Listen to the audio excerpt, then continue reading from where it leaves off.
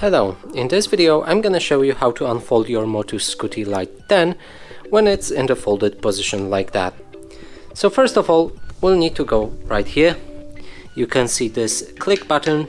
Simply push your finger onto it and lift the handle like that. Now let's move to let's just place it rightly like that.